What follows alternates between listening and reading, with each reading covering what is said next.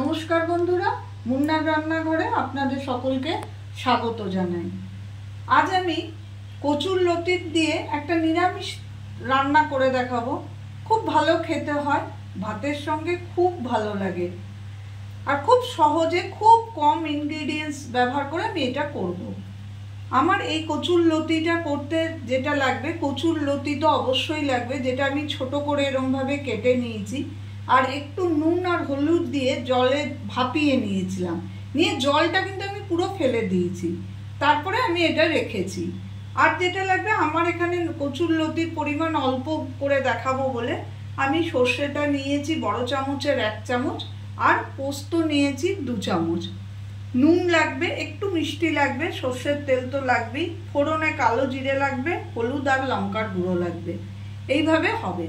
প্রথমে আমি যেটা করব বন্ধুরা, আমি এই সর্ষে আর পোস্তটা একসঙ্গে কাঁচা লঙ্কা দিয়ে বেটে পেস্ট করে নেব। দেখুন বন্ধুরা, আমি কড়াইটা চাপিয়ে দিয়েছি, কড়াইটা আমার গরম হয়ে গেছে। এবারে যেটা করব, আমি 3 চামচ মতো তেল দেবো, সর্ষের তেল।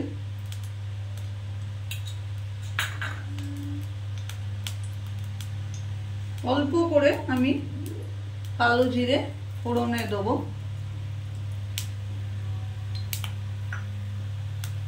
আর যেটা দেব সেটা হচ্ছে একটা কাঁচা লঙ্কা এরকম ছিঁড়ে তেলে দিয়ে দেবো। ফোড়নটা হতে দেবো।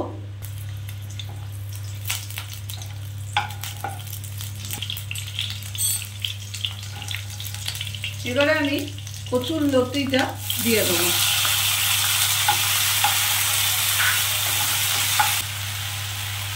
বাড়িয়ে বাড়িয়ে আমি একটু নাড়াচাড়া করবো। এর মধ্যে এবারে একটুখানি পরিমাণ মতো নুন দেবেন, কারণ আমি নুন দিয়ে সেদ্ধ করে রেখেছিলাম, তাই খুব বেশি নুন লাগবে না। 1/2 চামচ মতো হলুদ দেবো। অল্প একটুখানি লঙ্কার গুঁড়ো দেবো 1/2 চামচ দিয়ে একটু নাড়াচাড়া করবো। অনেকটাই সেদ্ধ হয়ে গেছে, এটা নরমই হয়, ভাপিয়ে নেওয়ার জন্য অনেকটা সেদ্ধ হয়েই গেছে। এই কমিয়ে বাড়িয়ে একটু ভাজা ভাজা করব। আমি এর মধ্যে অল্প একটুখানি মিষ্টি দেবো, আপনারা না চাইলে না দিতে পারেন।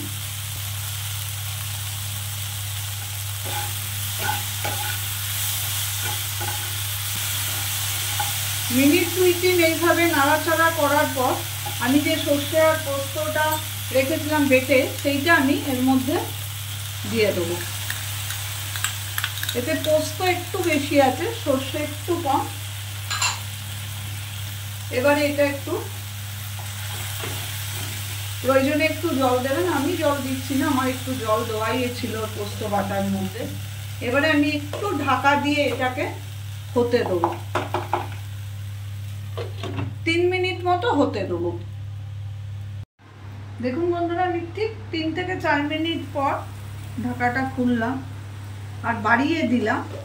এতক্ষণ আমার কমেই হচ্ছিল, এই যে পুরো নরম হয়ে গেছে, আর সর্ষে পোস্তর ইয়েটাও শুকিয়ে এসছে, ঝোলটা আর একটু শুকনো শুকনো হবে।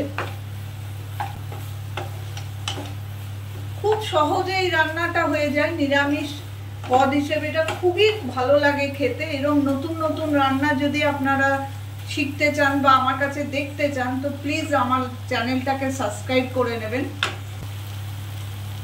কচুর লতির নিরামিষ রান্না আমার কিন্তু প্রায় কমপ্লিটের দিকে।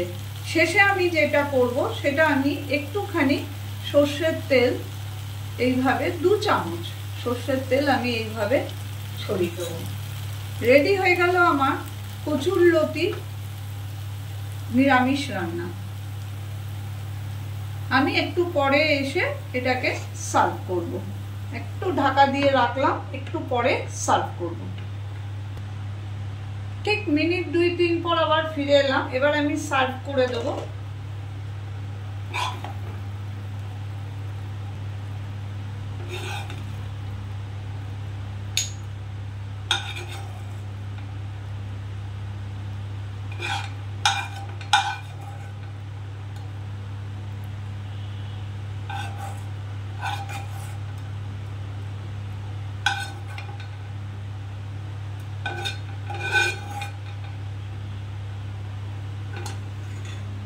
দেখুন বন্ধুরা, রেডি হয়ে গেল আমার কচুরলতি, নিরামিষ কচুরলতির তরকারি।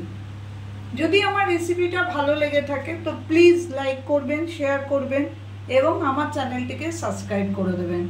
আমি আবার ফিরে আসব অন্য কোনো দিন অন্য কোনো নতুন রেসিপি নিয়ে।